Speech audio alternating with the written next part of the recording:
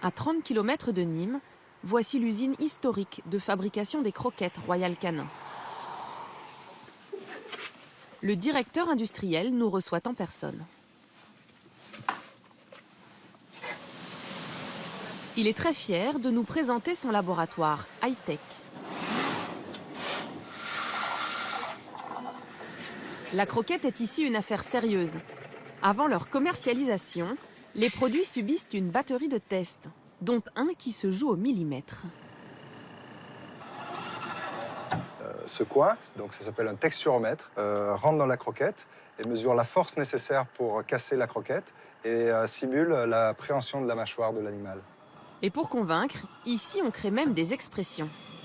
C'est la science, nutrition, santé. C'est notre force, c'est notre stratégie, c'est notre mission. C'est servir l'animal pour lui apporter la solution la plus précise en termes de nutrition, santé. Apparemment, le discours est aussi standardisé que la production. 8 chaînes pilotées par ordinateur produisent 26 tonnes de croquettes à l'heure.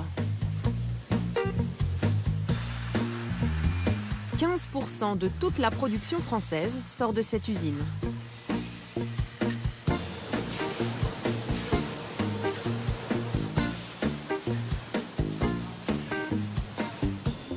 Et monsieur le directeur ne recule devant rien pour nous assurer de la qualité de ces aliments. Pour le contrôle, donc là c'est la 2e heure de production. Très bien. Vous vérifiez tout le temps ce qui sort? Enfin, il y a des échantillons qui sont prélevés constamment? Vous les mangez? Bien sûr. Mais vous les mangez vraiment? Bien sûr. On est sûr de la qualité, de la sécurité alimentaire de nos produits. Nos produits sont absolument consommables. Donc vous les mangez? Très bon. Vous les goûtez? Nous non, merci.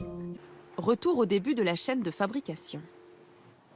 Quand on l'interroge sur les ingrédients, le directeur industriel n'a pas vraiment envie de se mouiller. Les différents composants arrivent déjà tout près dans ces camions. Très concrètement, là, il y a quoi? Il y a du bœuf, il y a du poulet, il y a quoi dans... Toutes les matières premières qu'on utilise dans notre fabrication, des protéines animales, des protéines végétales, des liquides, des poudres, tout ce qui rentre dans notre secret de fabrication. Vous pouvez nous montrer? Non. Pourquoi? Parce qu'elles sont dans un circuit fermé. C'est dit avec le sourire, mais nous n'en verrons pas plus.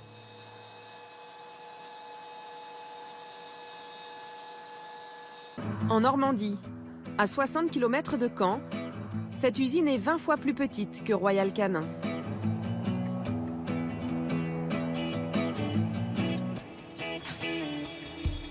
Jean-Charles Duquesne a repris l'usine fondée par ses parents.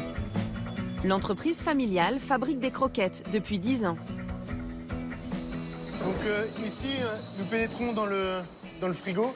C'est un frigo parce que c'est une température positive, mais encore proche du zéro. On est entre 0 et 4 degrés. Ici, vous avez donc le stock de viande fraîche qui va être utilisé dans les 36-72 heures à venir. Pour vous donner un ordre d'idée de volume, vous avez l'équivalent d'environ 3-4 camions, 3-4 semi-remorques de viande. Dans ces caisses, des sous-produits animaux, c'est-à-dire des restes des abattoirs. Les bas morceaux et les carcasses non consommées par l'homme ne sont pas jetés, mais récupérés par les fabricants. Avec une précaution, aucune bête malade ne doit entrer dans la chaîne. Vous avez par exemple des foies et cœurs de dinde, hein. Donc les petits cœurs de dinde avec le foie qui arrive directement frais. Tout ça, ce sont des viandes que les gens consommaient avant. Hein, les brochettes de cœur de dinde, par exemple, c'était quelque chose qui était assez traditionnel dans les années 80, par exemple, encore. Donc vous avez par exemple une carcasse de poulet blanc ici. Vous avez encore beaucoup de filets. Vous avez les solilès qui restent même, hein, qui sont une partie, et le croupion derrière. Hein. Là-dessus, vous avez 80-90% de viande. Ça pour un chien, un chat? Pour un chat, on est sur une protéine qui est plutôt de bonne qualité, là. Cette marchandise a surtout un intérêt, le prix. 10 fois moins cher que de la viande de boucherie. Mais en fait, cette usine est une exception. Elle est la seule en France à utiliser des restes de viande fraîche.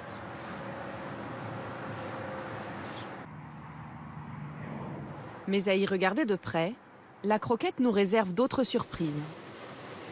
Retour en Normandie, dans la petite usine de Jean-Charles Duquesne, pour la suite de la recette.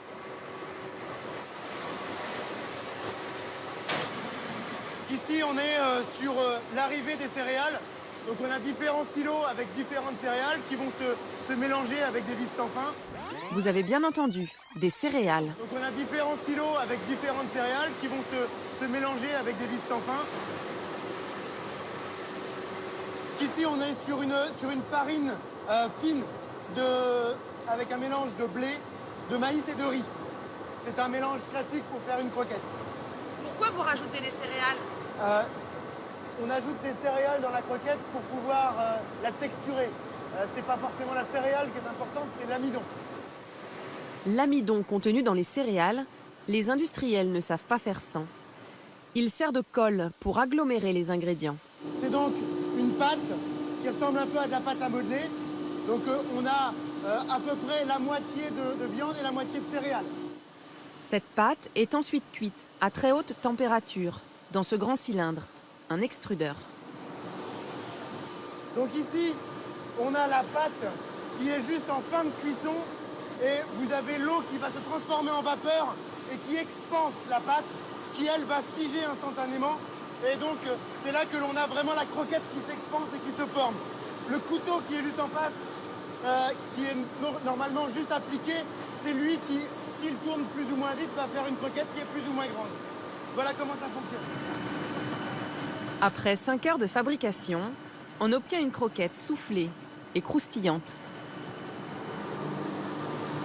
Donc voilà la croquette finale. Qui est, ouais, là on est à 80 degrés là. Ah,